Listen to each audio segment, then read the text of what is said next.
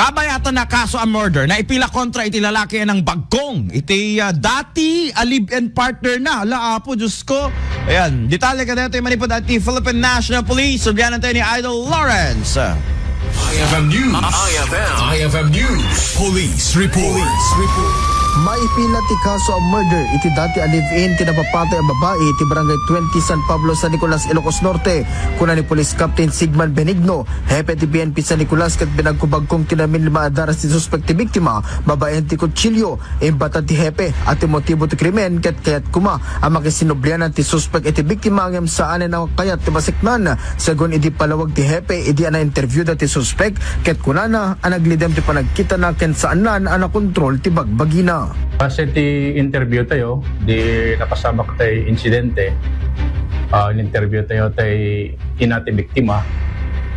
Kaya't dito yung suspect ti makisinublianan sa dito yung biktima.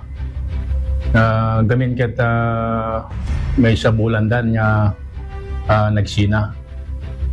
Ngayon dito yung biktima tayo. Kaya't ginakayat niya kasobyanin dito yung former libin na kinagpresyon na kita nag-applikar pa ito iti barangay protection order. Madamat asawa o damat anak na dito, sir? At dua anak dito yung biktima, Sir Lou.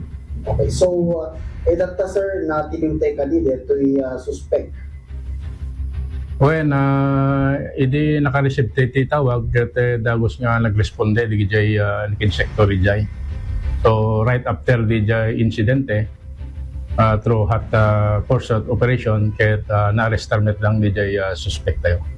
Iti agdamaket adan iti kustudyar ti PNP San Nicolas ti suspect. Inna yung ti hepe asakbay kuma nga aramiden iti kasting aramid ket agpanunot pay lang iti maminsa nga pulo at aras. Para iti IFM News, Idol Lawrence Martinez, Tatak, RMN.